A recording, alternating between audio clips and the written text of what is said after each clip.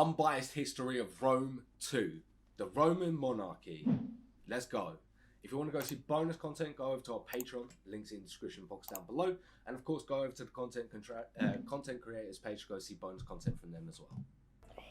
On the 14th of April, 753 BC, the dream of Rome first took form. After a lifetime of injustices, Romulus now stood as the last of his people and Rome's first king. His priority was to create the institutions from which the city could thrive. The monarchy would be assisted by the Roman Senate, assembled by all Trojan-descended Romans, now senators, set to guide and elect the kings of the city. Romulus pondered heavily on how he could make Rome better to live in than Troy, only to realize he had already done it, there being no woman in the city, you know. For the gods invented woman to test the infinite patience of the Trojans, but the Romans were seemingly freed of that burden. Instantly, the news of paradise on earth spread through Italy. The previous kings from Alba had put much effort into partially civilizing some of the local barbarians, and when those heard of the news, they immigrated by the thousands. Romulus was at first unsure what to do about them, especially how they brought their wives with them. His best friend, Hostus Hostilius, advised having them all killed. It was good advice, but he had another solution. He divided the populations into two classes: the patricians, the original fathers of the nation, and the plebs, the masses made to work the farms, serve as fodder infantry, and the most feminine ones as Roman sex slaves. As for the woman, they served as breeding cows to ensure the future generations. The true bisexual heaven. It was Rome's first golden age. Things were going so well, Romulus threw a massive party, inviting all his partially civilized neighbors to show them the greatness of Rome, among them the Sabines. The party was going well, until some Sabine woman glanced at Romulus and his patrician friends. Seeing such sexy men so happy as bachelors, they couldn't help but urge to ruin them. The plan was hatched. They conspired to get all the men drunk, then drag the Romans out. Them while unconscious, got all pregnant, then woke up their Sabine husbands, saying they had been kidnapped, only to wake up the Romans, ordering them to defend the mothers of their future children. The Romans, bound by honor, crushed the Sabines in battle, but granted them mercy, even integrating them as citizens, despite the Sabine woman's cry for more blood. They were now their in-laws after all. Barbarian woman, everybody. No evil greater than that. Even so, Romulus only lamented having lost his best friend Hostus in the battle. Seeking a resolution, Romulus allowed the Sabine king to co-rule the city with him, but thankfully the fool died in a stupid ritual or whatever. But he wasn't the only one whose days were numbered. After decades of rule, Romulus had grown wary. There's only so much injustice, strategy, and malevolence a man can take. One day, while inspecting his soldiers, a huge storm emerged, taking Romulus with it, ascending him to live with the gods as a reward for his great deeds. So Romulus' legacy in Rome was vast, but perhaps his greatest contribution was the teaching of no matter how shit, painful, and maddening things get, never give up on your duty. A philosophy that served the Romans well when dealing with their wives. I'm just kidding. It didn't help at all. In this spirit, we enter the post-Romulus kings, 6 in total, only 2 of which were Roman, and only one of which I liked, so let's blast through it. Seeking to appease the Sabines, the Senate elected Numa to be the second king, a complete religious lunatic, but a peaceful one at that, being the tool through which the gods detailed how they wish to be worshipped. Plenty can be traced back to Numa, the Temple of Janus, the cult of Terminus, and even Saturnalia. If you're a Christian, it means Roman Christmas, so that's neat. After Numa died of boredom at the age of 80, Tullus Hostilius was elected king, the son of Holus, and a total Chad. Simply put, he admired Romulus as his hero. Hating barbarians with the fury of a billion suns, he waged war on them at every opportunity, even coming to blows with Alba Longa, long since taken over by barbarians, again. Seeking to avoid much bloodshed between sister cities, the dispute was settled in a duel between 3 Romans against 3 Albans. Having lost, Alba Longa was made a Roman vassal, a deal which the barbarian king immediately broke. Furious at the betrayal, Tullus personally led an invasion of the city, killing that barbarian king and ending his tyranny. Imitation really is the greatest form of flattery. Thankfully, he was also a pragmatist, taking the remaining non-barbarian population of Alba Longa and integrating it into Rome. Tullus would spend all his remaining years cleansing Italy of as many barbarians as he could, crushing Fidenae, Veii, and rebelling Sabines in battle, to his immense pleasure. Such was Tullus' hatred for barbarians, he forgot to provide the appropriate yearly offerings to Jupiter. For being far too focused in his bloodlust, Jupiter mortally struck Tullus with lightning. With his last words, Tullus lamented having forgotten his religious duties, and that he hadn't killed more barbarians. The 4th elected king was Ancus Marcius, grandson of Numa, and a proper admirer of his Trojan ancestors, managing to rescue some of their ancient lost manuscripts. With them, he kickstarted Rome's love for architectural wonders, his greatest achievement being the extension of Rome to the port city of Ostia, connected with a series of aqueducts. Bringing such prosperity to Rome, Ancus lowered his guard, committing the greatest mistake of any king until then, trusting a barbarian. An immigrant, rich, half-Greek, half-Etruscan, socialist barbarian. Yep, checks everything. His name was Tarquinius, and mere days after being named the regent of his 2 sons, the king died. Using Ancus's favor to get the permission of the Senate, he kicked the princess out of Rome, seizing power for himself. Rome was now ruled by a barbarian. May Jupiter have mercy. Not long after, the princess sent an assassin to kill Tarquinius, shoving an axe into his head.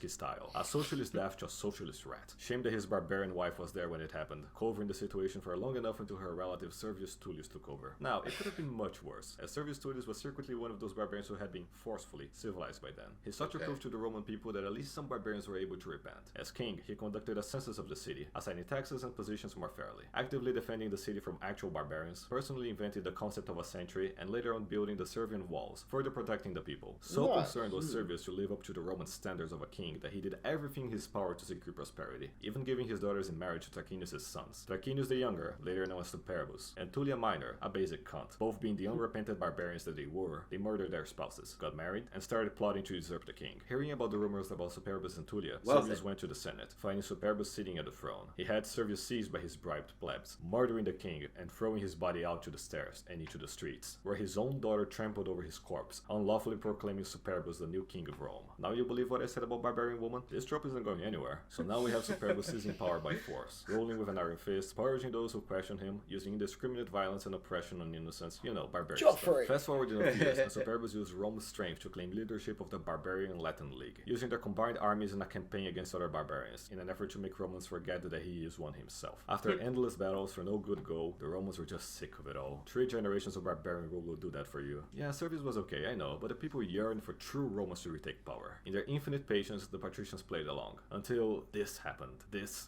creature is Sextus, Superbus' son. Not only was he an insult, good for nothing, fat, barbarian retard, but he had this autistic wish to revenge his barbarian ancestors from when their princess was kidnapped by the vile Trojan prince. Yet another barbarian lie that has persisted through the ages. Go watch Troy if you want more indoctrination. For his revenge, he chose to target the most beautiful, intelligent, and virtuous patrician woman of all. Luckily for him, he managed to eavesdrop on his cousin Collatinus while discussing who the best woman of Rome was. And the thing with Lucretia was that she was able to transcend her female limitations in such a way as to employ all the virtues her Roman ancestors fought for, yet remaining the height of feminine beauty. Convinced of his target, Sextus sneaked into Collatinus' tent, finding Lucretia doing her womanly chores. At first he tried to seduce her, which failed. Then he tried, which also failed. Then personal threats, another failure. Lucretia was at least 10,000 leagues above Sextus in every way. Nothing could break her Roman spirit. But then it clicked. After thousands of years of Darwinian evolution, the barbarians had finally adapted to their civilized rivals, figuring out the best way to hurt a Roman is to target the people closest to them. In her case, he threatened to tell everyone that she had betrayed Collatinus with a slave. Lucretia couldn't let his husband be humiliated like that. With no other choice, she conceded. The crimes committed on that tent compare only to Troy itself.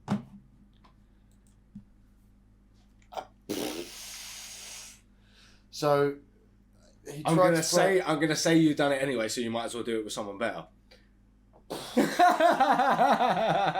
is exactly what he just said.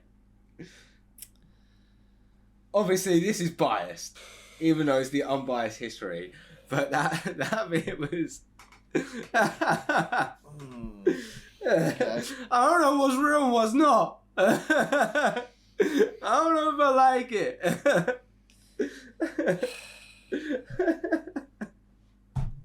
I see you. You haven't liked the video yet. Why not? Go on, go like it. While you're at it, you know you want to subscribe. And if you want to go to our social medias, all the links you need are in the description box down below. And you might as well head over to our Patreon as well, where you can get extra bonus content if you're enjoying this. That link's in the description box down below. But we'll get straight back into the video. Love you guys. And compare only to the rape of Troy itself. I can't draw what happened for legal reasons, so let your imagination run wild. Ugh. The day after the act, Lucretia was a broken shadow of her former self, but only on the outside. Deep down, her fiery virtue still raged with a thirst for justice. Dressed in all black, she got in front of a crowd of her fellow Romans, giving the speech of her life about how Sextus had defiled her, ousting the unspeakable horrors she had suffered. As a final sacrifice, she sudoku'd herself for all to see, calling for the sons and daughters of Rome to rise and save their city, as she dropped dead to everyone's horror. The death of Rome's greatest woman enraged both patricians and plebs alike. United in revolt against the monarchy, they were led by what became known as the Zeroth Triumvirate: Collatinus, Lucretia's husband; Publius, a famous patrician, and none other than Lucius Brutus himself, the captain of the guard. Brutus personally led the revolt to the Senate, dragging the vile Sextus to the feet of... This might have just gone, Huck, do it! And they've got the same result. Just got the same result. Rise up! God, she's so fucking pretty.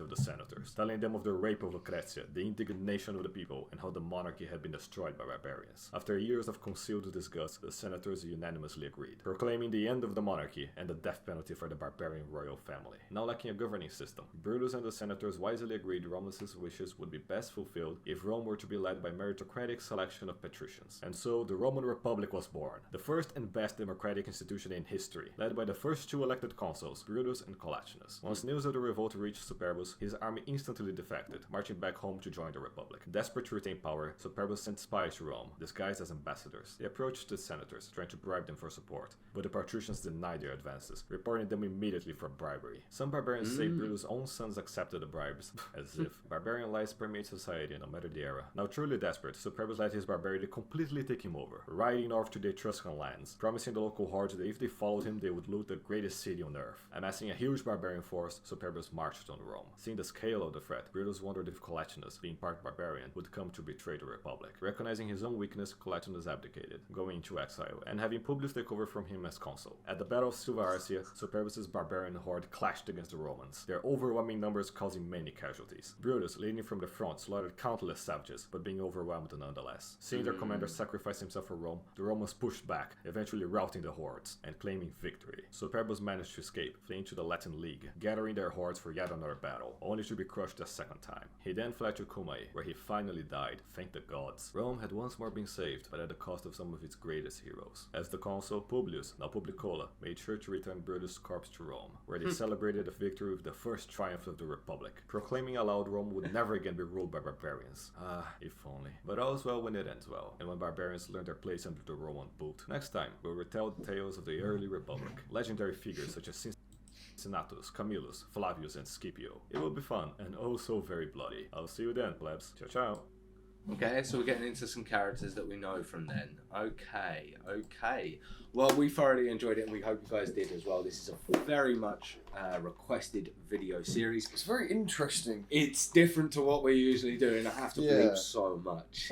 He throws up grapes so much, and he's just like, brother, like, I get free speech, but I want monetization. That's what, and just you don't need to use it every other sentence, but it is okay.